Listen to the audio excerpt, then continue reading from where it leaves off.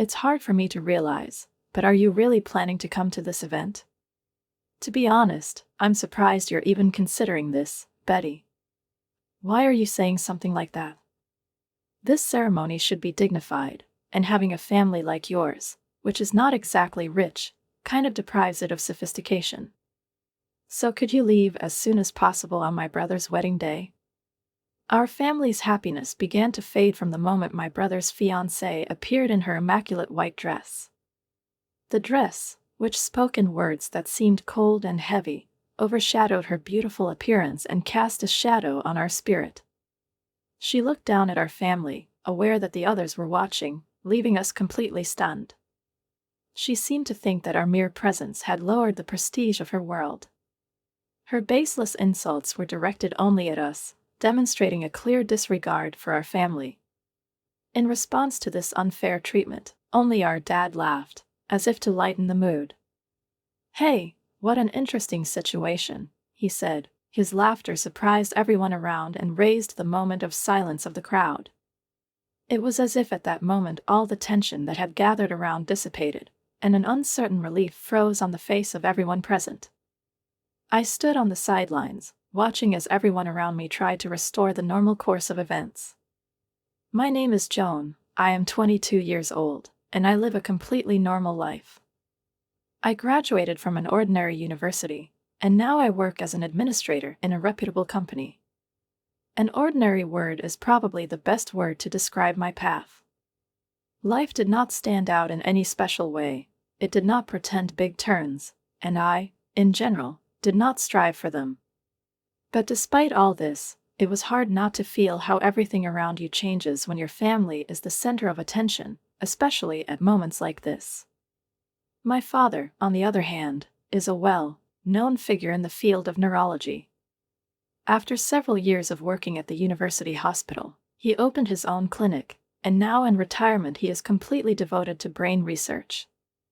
The clinic is currently run by his protégé, a man whom he himself trained and entrusted with his legacy. My mother and I often spend evenings discussing his achievements and stellar successes, which always causes me a strange mixture of pride and disappointment. My parents and friends often ask me why I don't follow in the medical footsteps, why I didn't choose the path that seemed destined for me. They expected a lot from me, but I always say the same thing: the responsibility for life and death is too much for me. I want to make a difference and help people, but that doesn't mean I'm ready to take on a noble role. My brother James, however, chose a different path, and he, 3 years older than me, has always been brilliant academically. He immediately enrolled in a prestigious medical school, was always on top, and his academic and social success seems to have not only changed him, but also his attitude towards everyone around him. Especially after that moment when I was in high school. I still remember the moment when he returned from one of his summer internships and suddenly became a completely different person. It was not just a success, it was a success that came with a certain look, with some elusive awareness of its own importance, but also with distancing itself from all of us. My brother's communication with his family has become less frequent, as well as his visits home. James's life took off after he entered medical school. He was in full view of everyone. His dates became the talk of the city, his name was often flashed in the local press, and every trip home turned into a rarity, as if he was no longer a part of the life that we all used to know. Although he was certainly absorbed in university life, his social media painted a completely different picture.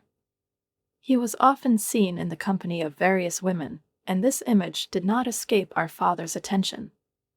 This caused a family dispute when my brother came home after several weeks of absence. His face was tired, but radiated the same confidence that he always wore like a mask. When he entered the house, his father confronted him, clearly upset, with anger barely hidden behind strict calm. He said he wanted to understand exactly what James was doing with his time at university. "James, can you explain exactly what you're doing with your time?" my father asked, his voice trembling with displeasure. James, with his eternal disregard for any conversation, did not immediately pay attention to the seriousness of the situation. "What's the matter, Dad?" "I'm taking my lessons," I'm fine with my grades, he said, his face not expressing the slightest concern about what was happening. But the father was not happy with this answer. For him, it wasn't just about grades, but the fact that being a doctor is much more than just knowledge. It's more than your grades, he said. It's the ability to understand and share the feelings of your patients. But James waved it off. It's such a troublesome thing these days. If you're experienced, you can be anyone. Can we not stick to these old-fashioned ideas? His voice was filled with disdain. The father was stunned and deeply upset by this response. There was a shadow of disappointment in his eyes, but he tried to hold on to his fortitude. James became more defiant, his words became more and more harsh. I can't stand this oppressive atmosphere, Dad. Please just stop interfering in my life. But that wasn't all. During these conversations, my brother did not spare even me. He made it clear that he wasn't thinking about me at all. You're as clumsy as ever. You are lucky that you have a brother like me. These words have been remembered for a long time, as a denunciation of my essence, as a reminder that I will never be able to be like him. Every time he came home, he insulted me, and that was my hardest ordeal. I always compared myself to him, considered myself invisible next to his brilliance, his success and popularity. This feeling of inner incongruity only intensified, especially when, despite my efforts, I could not find what he managed so easily: self-confidence, glowing success. James passed the national exam and was ready to become a doctor, but despite all his achievements, he could not get a job in one of the medical institutions. He was confident in his abilities and even applied to 2 leading university hospitals, but both were refused. What happened? It was hard to understand. It turned out that the problem was not his qualifications, but his attitude and behavior during the interviews. I found out about it from some of our father's friends in these hospitals. Despite his knowledge, experience, and brilliant grades, James completely failed to show the qualities required by a doctor, and his arrogance and self-confidence were his main obstacle. He even openly stated that he could improve the financial situation of hospitals, and at our father's advice he sneered contemptuously, arguing that it was worth paying attention to empathy for patients at all. This behavior was a real blow to our family. His father, torn between disappointment and hope, decided to talk to him calmly but firmly. James, you're going to start working at our family clinic, he said, his voice both calm and determined. James was puzzled. Why should I do this? What is it? He asked, not understanding what was expected of him. Father, despite all his strictness, did not let this issue overshadow his mind. This is a temporary measure. You're using this time to get back to basics. Learn what you won't be taught at university, he said, his gaze full of love and hope, but also determination. James accepted the offer, albeit reluctantly. His face expressed a mixture of resignation and discontent. He was clearly outraged, but in his confusion and disappointment, his father still offered him a chance at a new beginning. He understood that this was not the ideal path for James, but he was sure that this was the only way to help him find his way, to truly become a doctor.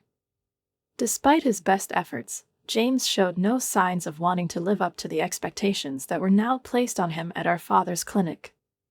On the contrary, his behavior became increasingly defiant, and rumors about his behavior spread quickly.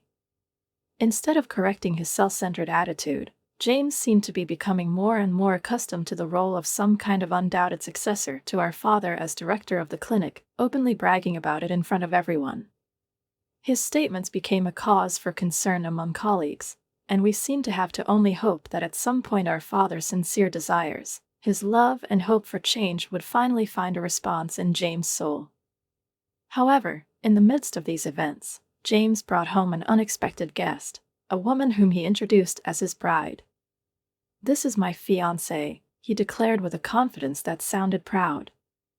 We all froze, not expecting such a turn, and although his bride at first glance seemed refined, well-mannered and even slightly majestic, there was some strange note in her behavior, subtle but tangible, something in her smile, in the way she looked at us. There was something in her gaze, full of subtle arrogance, that made me uneasy. I couldn't figure out exactly what was bothering me, but something about her presence made me feel uncomfortable. I couldn't get rid of the thought that something was wrong here, but could it be just my far-fetched anxiety? Or perhaps there was something more hidden that just didn't have time to show up. James's wedding began with an engagement, and my brother, who once lived his own separate life, began to visit our house more often. But, as it turned out, these visits had nothing to do with the desire to spend time with family. In fact, he only started coming to ask our parents for financial help for his upcoming wedding. He was just the other day, and already demanded a significant amount to cover expenses. My memory has postponed this moment as one of those that finally revealed the picture. "James," my father began, "I'm glad you're getting married. But as a person who is going to start a new family, you need to communicate sincerely with each patient." His voice was serious, and there was anxiety in it, as if he would not miss the chance to influence his son. How many times am I going to listen to this lecture that I give with my patients? James replied irritably. He was always like this, hot-headed and self-confident, even when he said things that were far from reality. The father, without giving up, insisted, "Your patients are not just people you spend time with. They are the ones who expect more from you than just professionalism. You need to learn to hear them and take care of them with respect. Why do we keep hearing complaints?" "Some patients even ask to change doctors," the father replied, trying to give specific examples to back up his words. But James was relentless. He exploded, "Your attitude is a problem that affects the reputation of the hospital. You have to understand the seriousness of this." It was at this point that he began to make conditions. "Well, if you need me to be more empathetic, then I will, but only on one condition: you will help me with the wedding expenses." I wanted to be remembered. His voice became softer, but there was something manipulative about it that was alarming. We were all a little shocked by this unexpected turn. I could feel the tension in the air for a second as my father considered his words. For a moment, it even seemed to me that James was so desperate for recognition and approval that he would do anything to get the funds for the wedding. The father, restraining his emotions, said, "Okay, James. We will help you with this, but you must become a responsible doctor and a supportive husband." "Yes, Dad, I will," James replied, and there was a noticeable note of confidence in his voice that felt like a promise. He seemed convinced that the word would still be worth something. "If I keep my word, will you help me with the wedding expenses?" he asked defiantly, as if testing how far he could go. "The promised agreement," my father said, and all of us in the room knew that this conversation was not simple. His father, despite his fatigue and disappointment, still agreed, hoping that James would keep his promise. "I'll send you the estimate later," James said, and with that he disappeared from the house, leaving no time for further thought. When he finally sent it, the figure was staggering. $50,000. The estimate was so big that it took me by surprise. These figures seemed completely out of proportion to reality, but it was a reality that we all had to face. I turned to my father, trying to hide the anxiety that was growing inside me, and, holding back my voice, asked, "Dad, are you sure we should spend so much on the wedding? $50,000 is a huge amount." I still couldn't believe he'd agreed to such a request from James. A wedding is a really important event, and James wants it to be remembered, but wasn't it just a waste? My father looked at me with a slightly tired but calm expression on his face, as if he knew that I would think about this question. "I understand your concern, Joan, but a wedding is a once-in-a-lifetime event." Betty, James, and I understand that my father explained this desire, but perhaps James really began to see things differently. Maybe it took him a while to realize that it's more important to be not just successful, but worthy of what he has. He continued, as if convincing himself, "You shouldn't judge him so harshly right away. Maybe James started thinking about a lot of things he hadn't thought about before. I knew that the father was eager to support his son, no matter how difficult it was. Although I tried to be understanding about it, my doubts did not leave me. Anyway, I couldn't help but think that this was just a behavior dictated by vanity, and not conscious reflection. But what was there to do? My father always believed in James' best qualities, and no matter how much I doubted, his support remained unconditional. When it's my turn, you'll do the same for me, won't you? I asked, trying jokingly to take the heaviness out of the atmosphere. He smiled, looking at me with genuine warmth.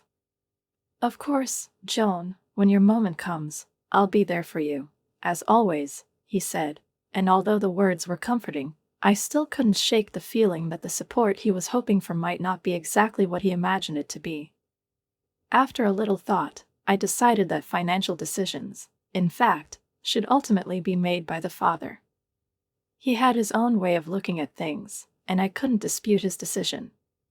But something remained inside me, an uneasy feeling that James was just using the situation for his own purposes.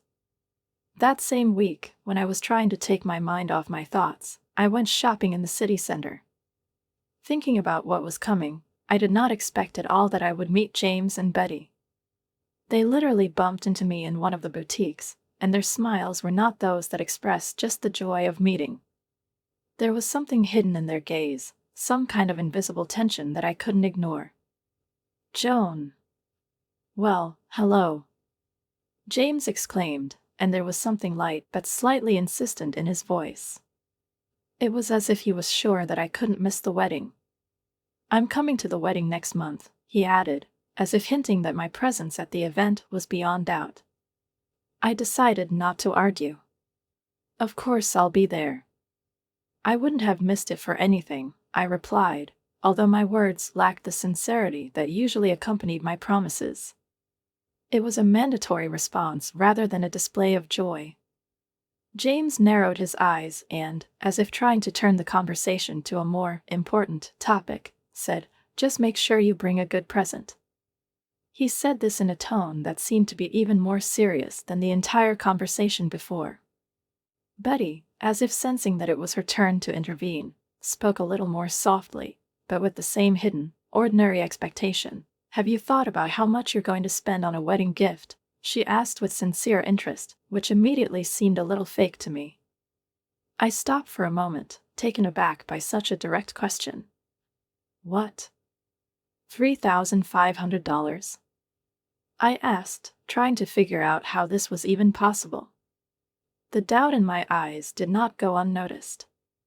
Betty continued as if it were a simple matter. "Yes, it's quite a reasonable amount for a wedding gift, especially for the family." I felt the hairs on the back of my neck stand on end. It was too much. I couldn't even find the words to express all the shock I was feeling. "It's just common sense," she added, as if everyone in this world thought $3,500 was okay. I couldn't understand what their standards were and why they considered such an amount to be the norm. I sighed. I repeated, trying to make sense of what was going on. My inner doubts were growing stronger. The usual range of wedding gifts from siblings ranged from $800 to $1,200, and here I was offered such a staggering amount. I thought maybe $2,000 would be a reasonable compromise to avoid possible disagreements. But then I was just struck by Betty's direct request. I felt a wave of bewilderment and confusion really cover me. It was too much for me. It seemed to me that I could not understand their point of view, their expectations. But, not wanting to show my inner conflict, I decided not to enter into discussions. Later, when I returned home, I decided to discuss this strange incident with my parents. I was sure that they, like me, would be confused, but their reaction surprised me. They calmly said that $2,000 was a reasonable amount for a wedding gift, and there was nothing unusual about it. My doubts remained, but I knew that at least they didn't share my concerns about the unnaturally high demands. I agreed to continue with the initial amount that my father had offered, believing that it would be a reasonable choice in the circumstances, given all the complexities associated with family dynamics. I felt a certain responsibility to my family, although doubts continued to swirl inside me. No matter how hard I tried to hide them, the anticipation of the upcoming day, James's wedding, brought me complex feelings, a mixture of duty and intense internal struggle. The ceremony was really great. The whole room was decorated with bright colors and glitter. Everything was so impeccable and luxurious that for a while I allowed myself to forget about my worries. I was in an elegant green ensemble, standing surrounded by gorgeous people, watching how the wedding was moving happily, how the beautiful words of love vows sounded, almost magically affecting the atmosphere. But this feeling did not last long.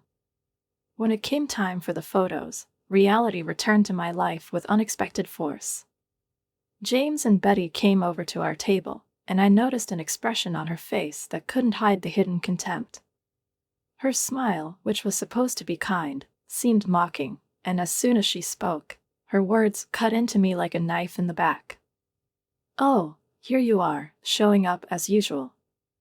I wonder how much we all have to pull for these events. Won't you think about leaving a little earlier?" Her voice was full of mockery. It was insulting, like a slap in the face, and I felt rage wash over me, not knowing how to react properly. Previously, we would have just kept silent, put up with it, but today Betty's words sounded different, somehow especially harsh.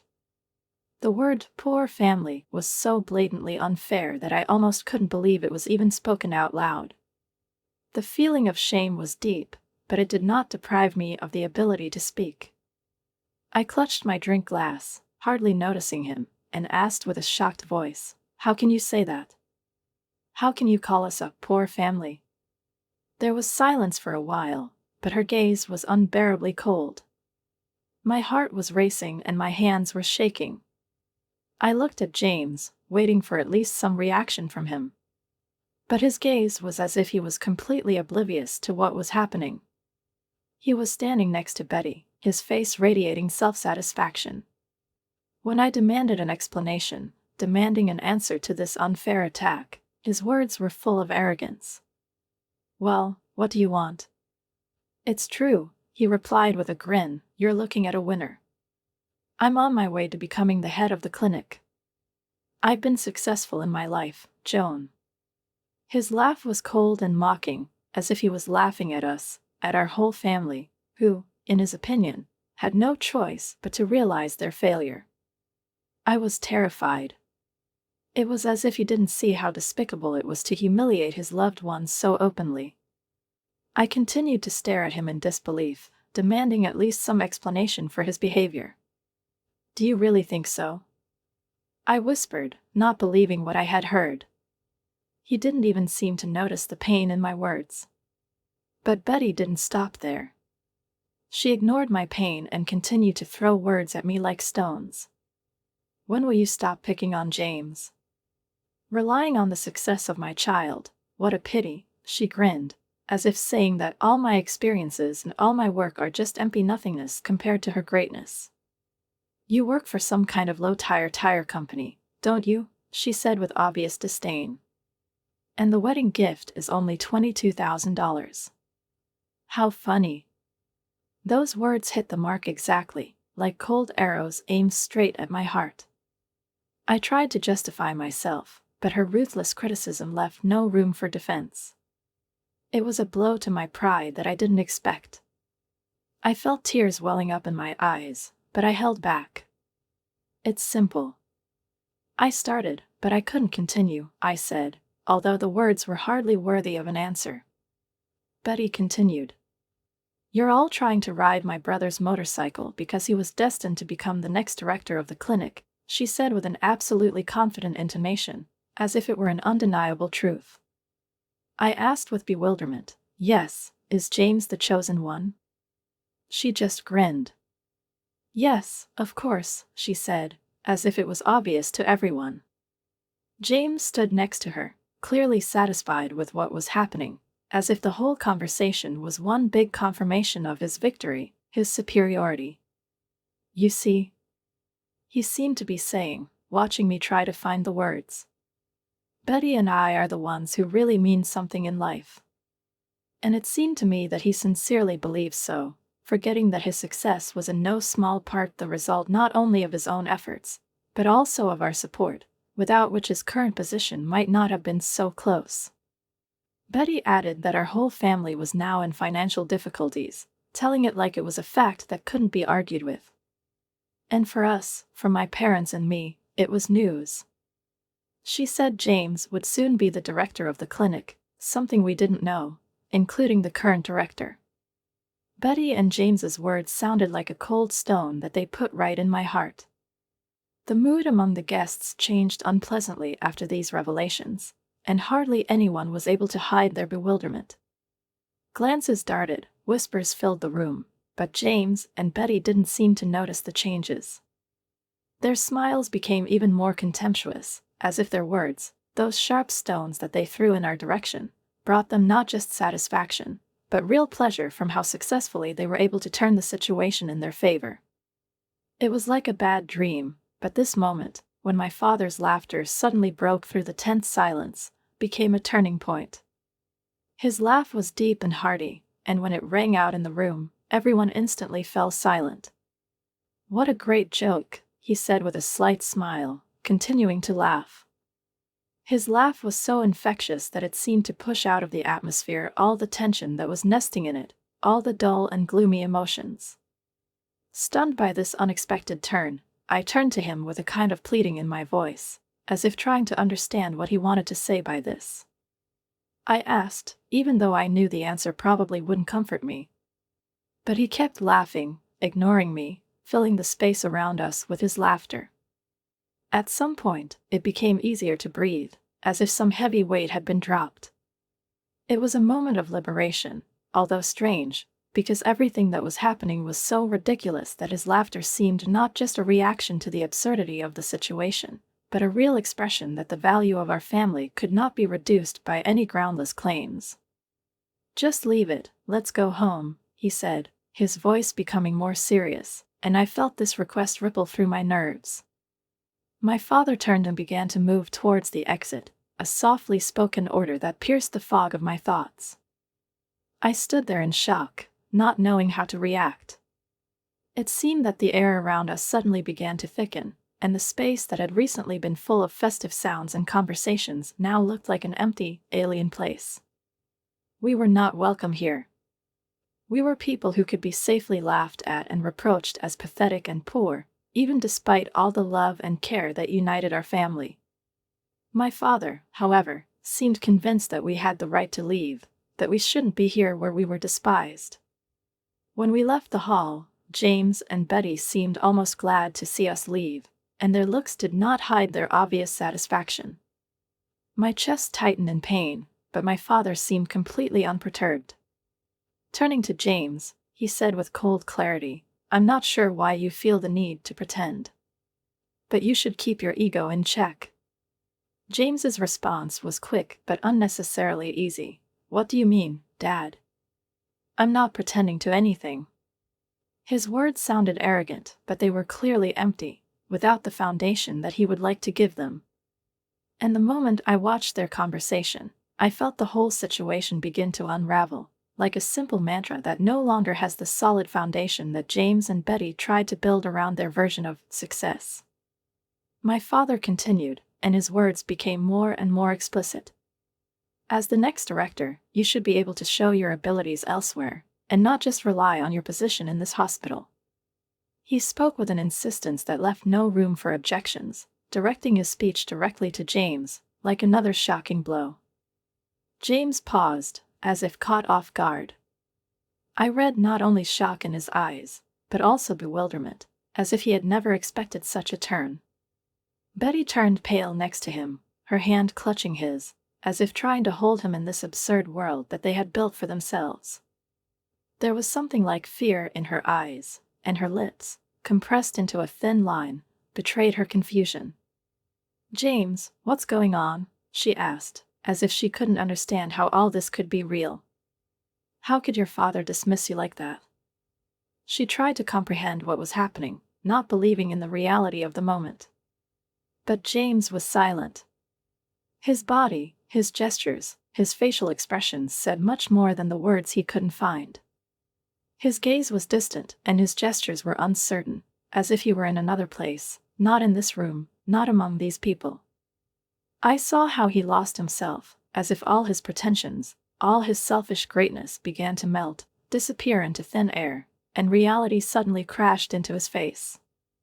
My father, who was watching this, in turn, just smiled. It was not a mockery, but a smile of understanding, patience. He continued his line. "Betty, there's more to this story than you think."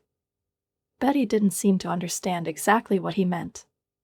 She repeated, "Aren't you working independently now?" she asked, trying to catch him. Her words sounded like another attempt to prick, to challenge, but the reality was much more complicated than the fairy tales that James told. And then my father quietly explained, "The hospital that James works at is the same hospital that I ran." These words blew up Betty's illusions.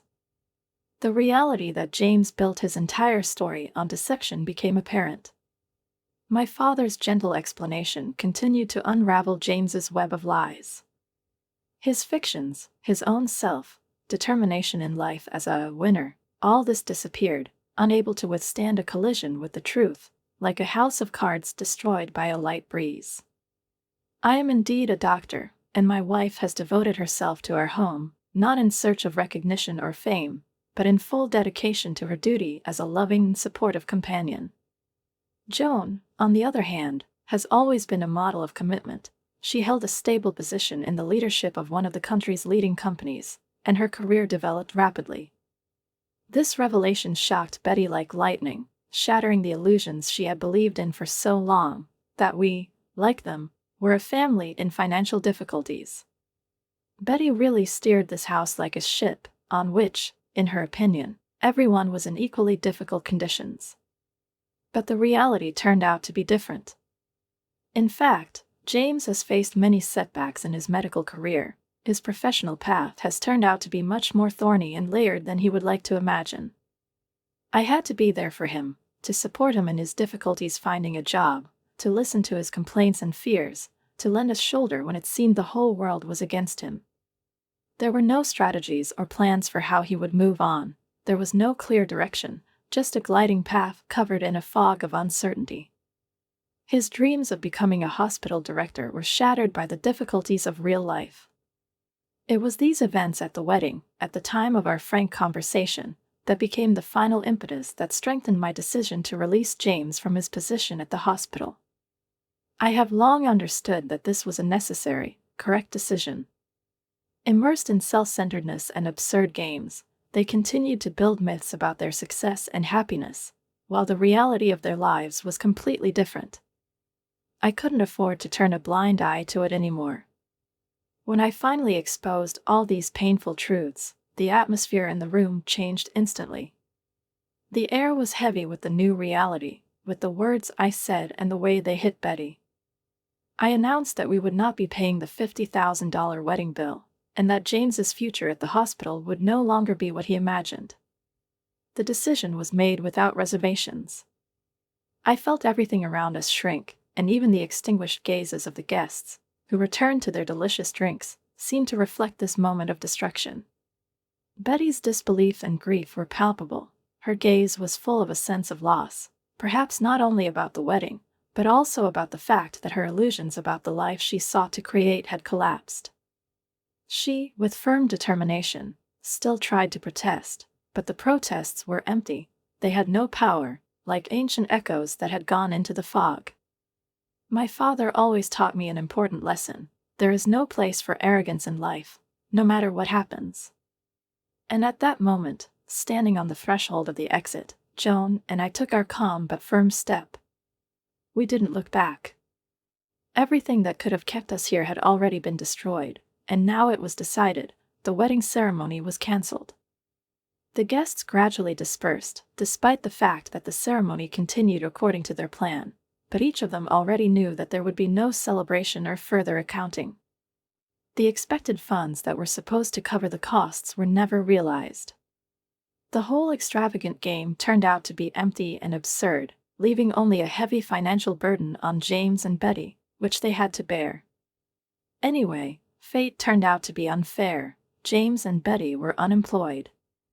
Betty quit her job in the hope that in the future they would finally be able to arrange their lives, build the comfortable home they dreamed of, and James, despite his qualifications, struggled to find a stable job. But the reality is that financial stress has become a real stalker, chasing them around, forcing them into debt. And all this was happening while they were struggling to cope with part-time work, surviving as best they could. Their hopes of getting decent positions in reputable hospitals were rapidly melting away like snow in spring. This experience, despite all its hardships, has become an important lesson for us. He was a real revelation to me. Finding myself at this crossroads of life's difficulties, I realized that there is no guarantee of success in life, no matter how high you have risen or what you know. Regardless of your intelligence, education, or professional achievements, without real empathy and respect for others, real acceptance in society remains unattainable. We cannot just come and expect to be accepted if we are not ready to invest in relationships, show sincerity and humanity. My father always emphasized the importance of higher moral principles, not only in work, but also in life. He said that despite all our achievements, the really important things are the simple things that make up our personal value. And that was something I've always appreciated, the ability to make sincere, human connections. Not everyone can find a response in people on a personal level. For me, this became the most important goal with which I was going to move forward, striving to be someone who can not only succeed, but also create genuine, meaningful relationships with others. Now I promise myself and my family to do everything possible to become a person who will appreciate and develop such a relationship. I commit to making even more efforts to improve my ability to interact with people, so that I not only move forward, but also leave a trail behind me that can be called a real achievement.